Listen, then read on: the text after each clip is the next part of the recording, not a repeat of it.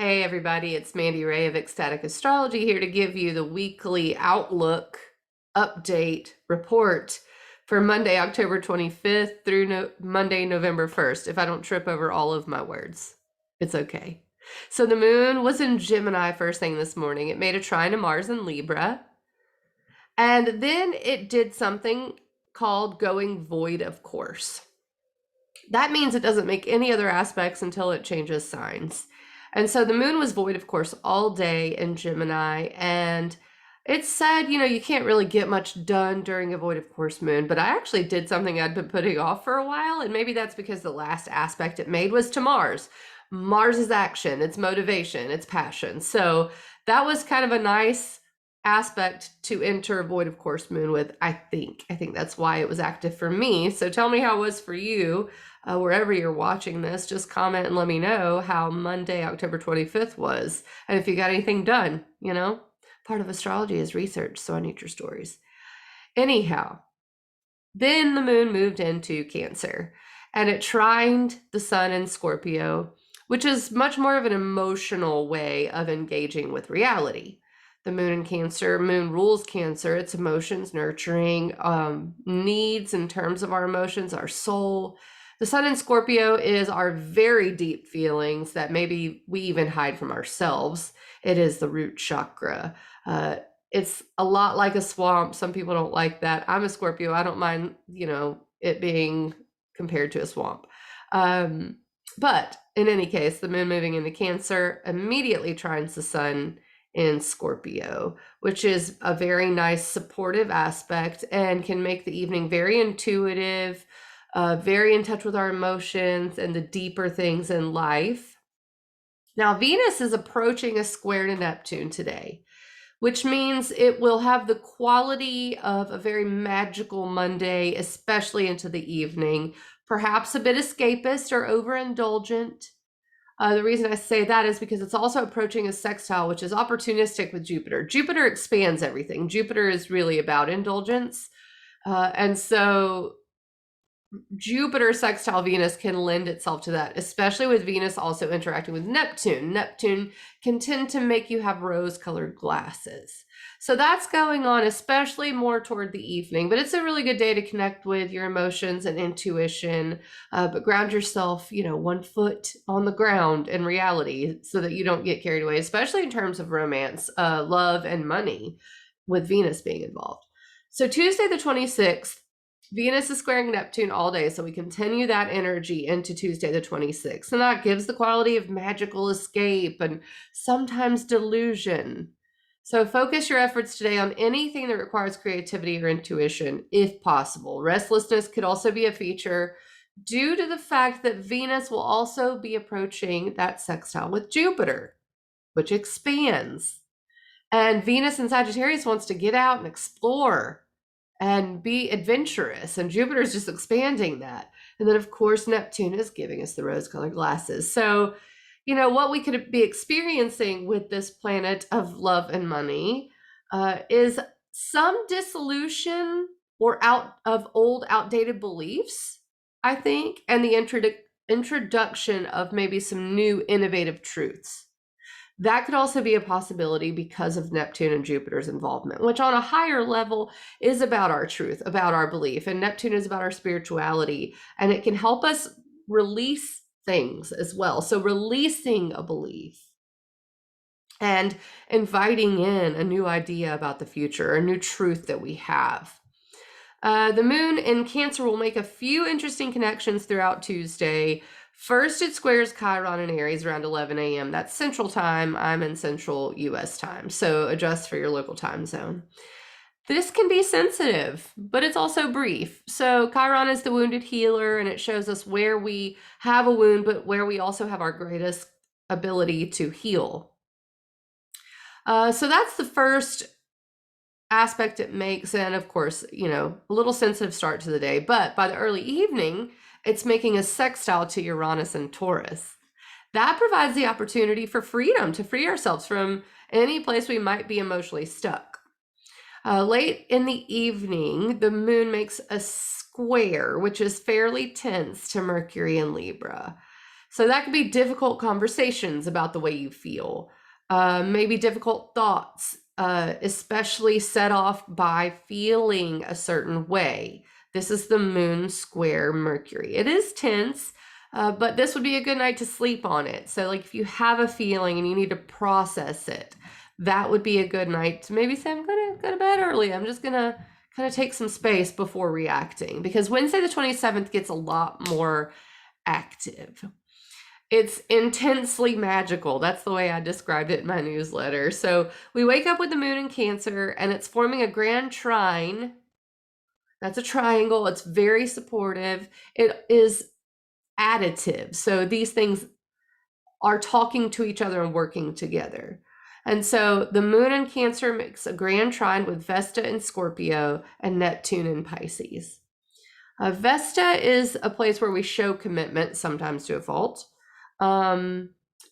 She keeps the fires burning. She was also the goddess of Vestal virgins. So it's about maybe guarding ourselves as well. But I think that if we tune into the intuition of it and make it a point to take space, to start with a spiritual practice, maybe meditation, prayer, chanting, moving your body, spending time in nature, that could just be your backyard, or even being creative in some way. Give yourself as much space as you can Wednesday the 27th in the morning to tune into the still small voice that guides and directs you. Vesta in Scorpio is seeing the depths of us. We are committed to our internal transformation, to our power center, to empowerment with Vesta and Scorpio.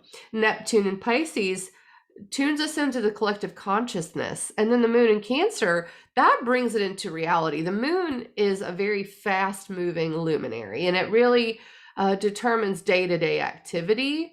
So does Mercury, which we'll talk about. But the moon in this instance is connected to Vesta and Scorpio. So it makes it a really holy morning if we tune into it. We'll need these reserves because the moon will begin to oppose Pluto later and then square Mars and Libra by the evening. That's going to be a little tense. It's a T-square. Granted, it's not exact, but the moon hits Pluto first. It opposes Pluto first, and then very quickly squares Mars and Libra. So emotions can be easily inflamed, especially in regards to boundaries and relationships. This is an evening to feel into what empowers you and direct your energies to supporting that feeling. We are not going to tolerate much Wednesday evening, for lack of a better way to put it. So that's why I'm encouraging you Wednesday the 27th in the morning to be very in your spirit and listen and take space for yourself. It's very important in order to charge yourself up a little bit for this intense moon, Pluto, Mars T-square. So Thursday the 28th, by the way, the intensity just builds, okay, this week, slowly but surely. I think we should all do well to take a breath after that. The moon moves into Leo early in the morning, Thursday the 28th, and almost immediately begin to square the sun in Scorpio. This is called the last quarter square of the waning moon phase. And it's considered the last adjustment from the prior new moon.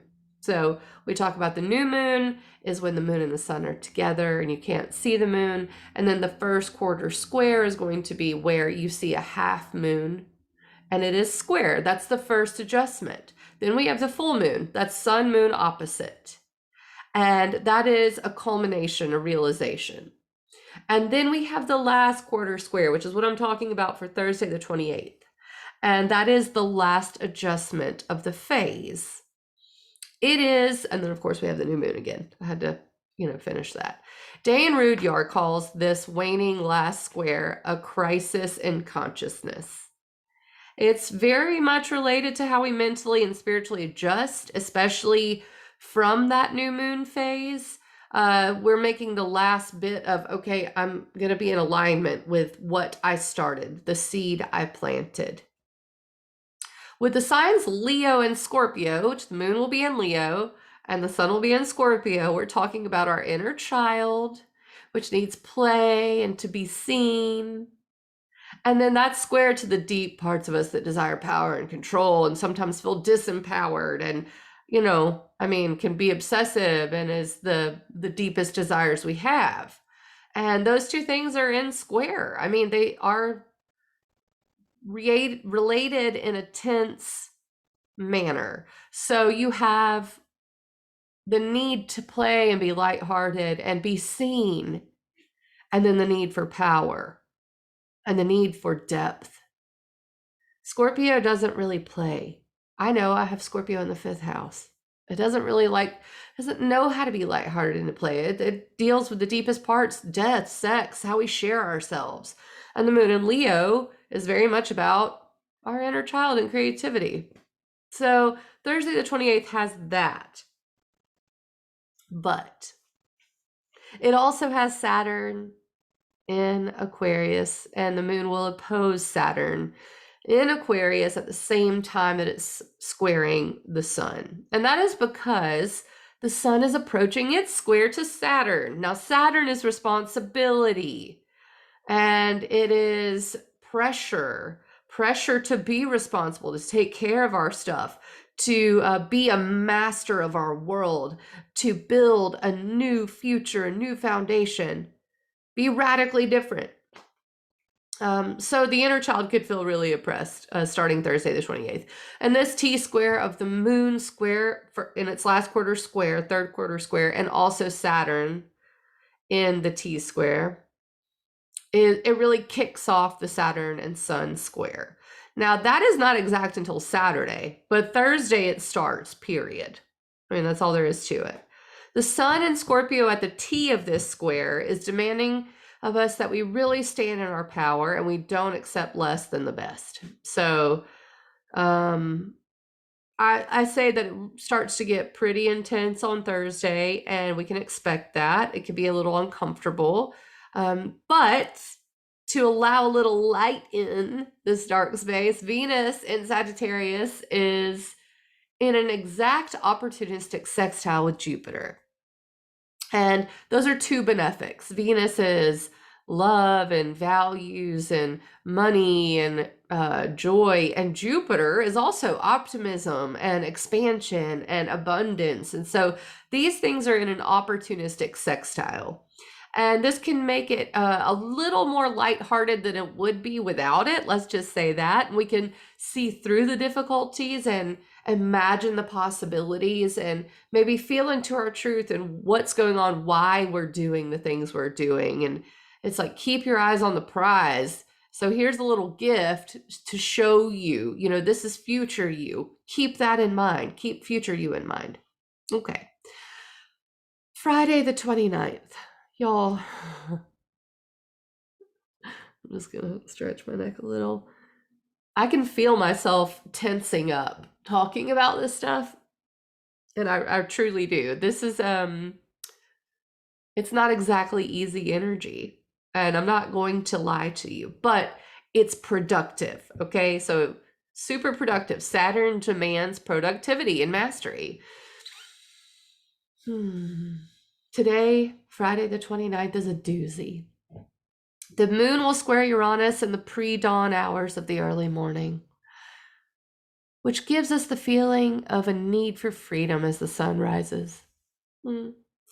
Mars, which represents our will and ego, moves to the 29th and last degree of Libra today, also known as the anaretic degree, which is described as a degree of crisis and need for action. Delivering this the sweetest way possible. In the sign of Libra, Mars is pushing for balance, fairness, and justice. It wants things to be steady and just right, especially in regards to relationships. Okay, so let me bring up this one point. I'm reading my notes, I have to do that in order to keep myself on track. But I'm going to interject here and include something that's not in the written newsletter, and that is around January 5th, if I am not mistaken. January 6th, if I'm not mistaken. When we had the insurrection at the Capitol. Just before that, Mars was at the anaretic degree of Aries, like literally that morning, and then it moved into Taurus. And it was a very literal, Mars rules Aries. It was a very literal manifestation of the anaretic degree, the crisis degree. And at the 29th degree of Libra, both of these, Aries and Libra, are cardinal signs. And this is a square to that moment. This is the first adjustment. I'm sorry, the opposite. It's the full moon type of adjustment. It's the opposition to that moment.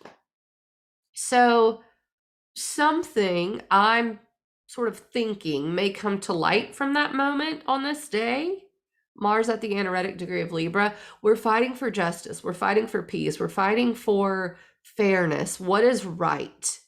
That's what Mars in Libra has been doing. Mercury was retrograde there. Mercury is going to be active. You'll hear me talk about it throughout the rest of the week. So what we're talking about is a culmination from that period of time, from January to now.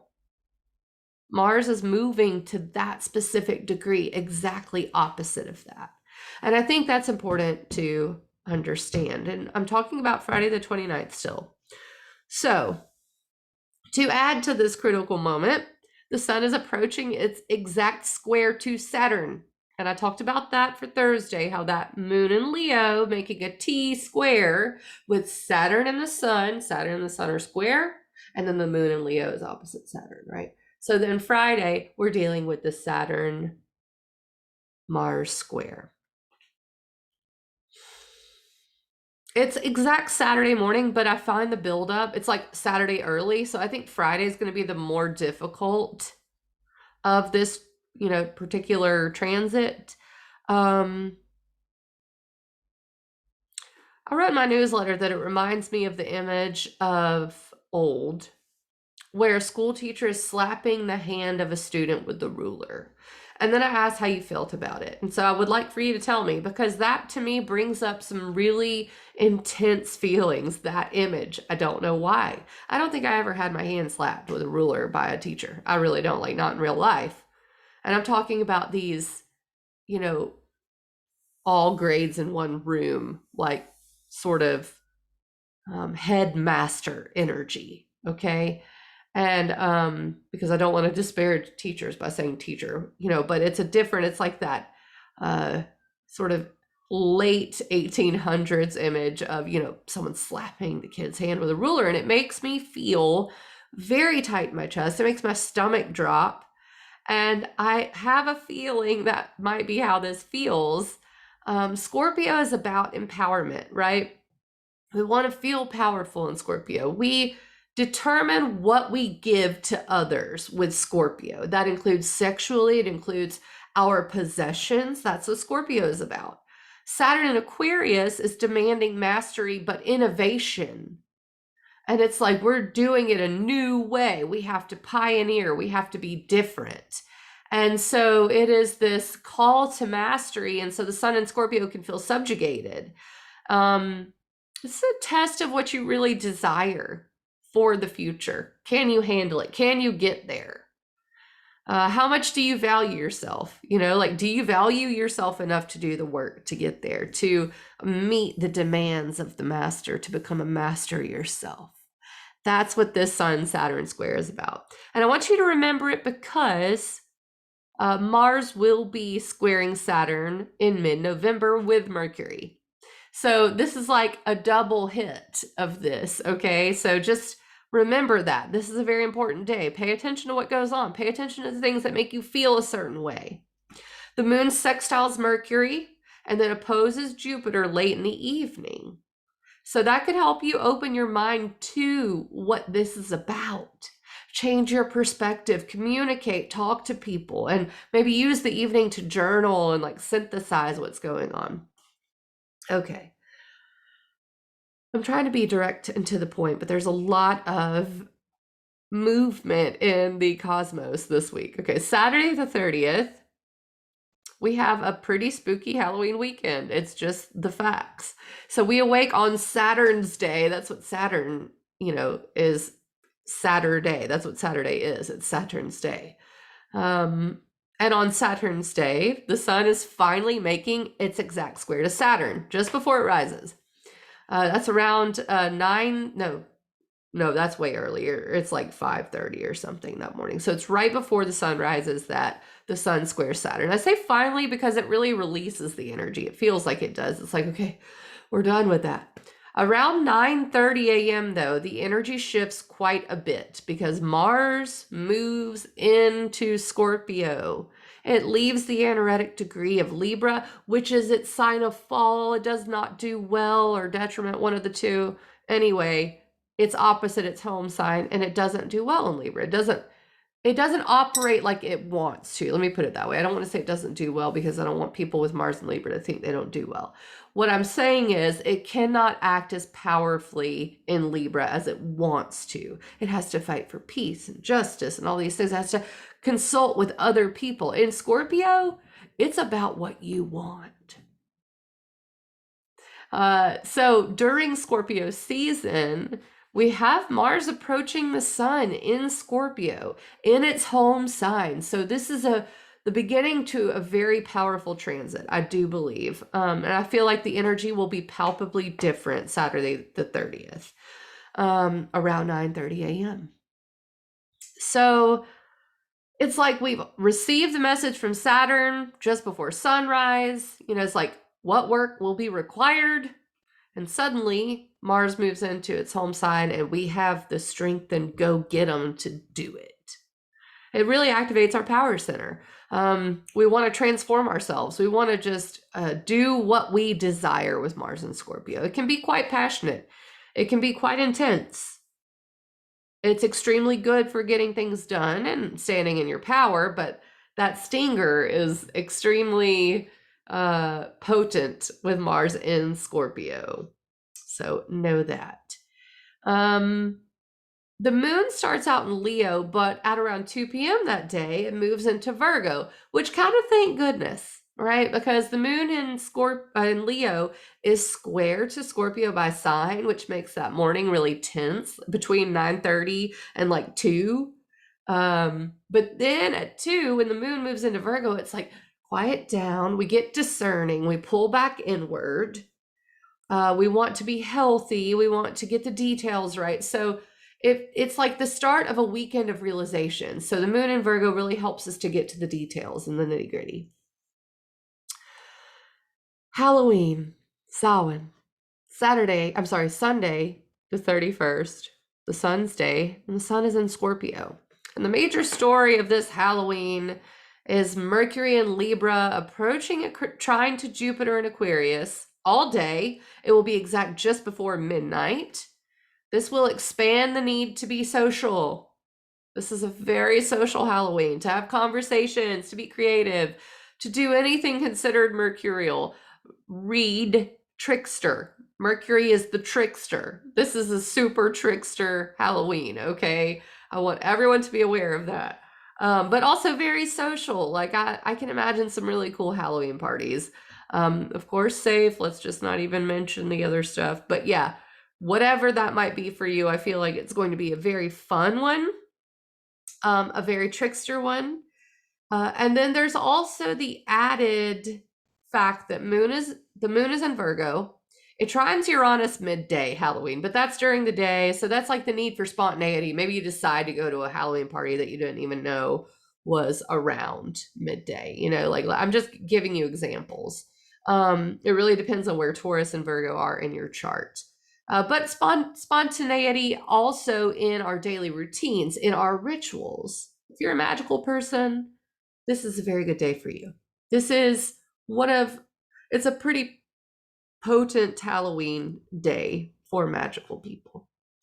It's what I would call a thin veil, because after it makes its opposite or trine to Uranus in Virgo, it will then start to oppose Neptune in Pisces. That's a thin veil.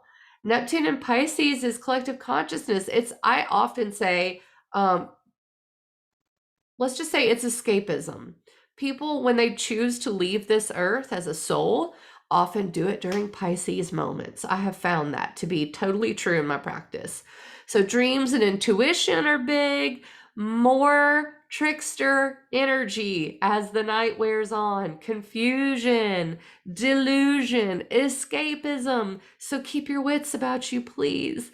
It really does rule escapism, and moon opposite Neptune with all this Scorpio energy. Like, if you're a drug user, be more aware, be careful. This is a time when you may do too much. Okay, this is a time when things are expanded and then also confusing and rose-colored glasses, and it's very good for magical purposes, but you have to be very with it and direct your energy. Be in the earth element, 1 foot, maybe 2 feet on the ground during all of this. Okay, I just want to encourage you not to, do too much drinking or make decisions that are not to your benefit. So it's a very spiritual night. It can be very good for that, for like your prayers, your meditations, your creativity, but do it in a safe manner. Fall back on that moon in Virgo and do it safely. Also, Venus is still in Sagittarius, which is like, woo, let's do it. I'm serious. And then the moon will also square Venus. And that's first thing Monday morning. So it's like, really fall back on that Virgo if you can. Okay. So speaking of Monday, November 1st, we awake with the moon in Virgo, first trine Pluto in Capricorn, which is the wall, so to speak. It is the wall of transformation and power. And a trine is really supportive energy. So, we could maybe feel empowered by something that happened in the weekend, depending. It's supportive of our inner transformation. But the moon in Virgo then squares Venus and Sag, which, even though it's a tense aspect, it's not really bad. It can just lend itself to a tug of war between the need to hold back, which is moon in Virgo, and attend to the work and be modest and attend to the details, versus the need to explore, Venus and Sagittarius, and like expand our horizons and be adventurous. So Monday morning, it's like still reeling from that magic of Sunday and like maybe still want to escape and get out, right? So, that's, I think, the rub for Monday morning. And, you don't want a hangover. That's another reason not to drink too much. As the day wears on, the intensity seems to build as Mercury in Libra approaches its final square with Pluto. The rules of the game can challenge the mental need for peace and balance. Pluto is the Tower card in tarot. It is the transformation, the ultimate transformation. And so Mercury in Libra square that is I'm trying to imagine an example, but I can't really at the moment. It's just very tense. Mercury in Libra wants peace and balance, and Pluto and Capricorn is like, you have to draw this boundary. This is the rule. This is your new rule. Mercury in Libra is like, okay, well, then I'm going to have to make some adjustments. Now, let me tell you, it's made 2 other squares to Pluto in Libra because Mercury went retrograde. So let me give you these dates. Mercury first squared Pluto September 22nd. That was the first time this came up. Probably hard aspects for relationships. Could be nice perspective changes. Could be, okay, this is, we've reached a point where we have to change something. So it could be positive. But this is the first time it came up, September 22nd. And then October 1st, again, retrograde. This is right now, Monday, November 1st, is the last pass. So, check in with those dates, see if a theme comes up for you. Look at where Libra and Capricorn are in your chart, very active this week for sure. But you have a change of perspective. Maybe you learn some new information. Pluto and Capricorn can unveil secrets when in aspect to Mercury and Libra. Did you have to draw a new boundary? Like, has there been communication about how to make things work, how to, build in a more productive way? So to put a little exclamation point on the whole thing, the moon moves into Libra from Virgo early evening on Monday, November 1st. So Libra is, again, like, here's the moon there to say, hey, we're putting a lot of emphasis on how we balance our lives, what is right, what is just, how we communicate, especially in relationships, about our values.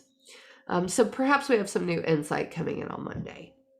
All right, that does it for this very full week, October 25th through November 1st. And I have updated my website a little bit. I put a bio on there. I'm actually getting that Mercury work done. I'm trying to harness this difficult yet productive Saturn square, hopefully.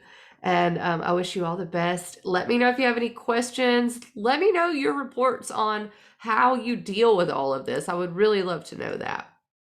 All right, you guys, we'll talk soon. I will see you next, and it'll be a new moon in Scorpio. Ecstaticastrology.com, by the way.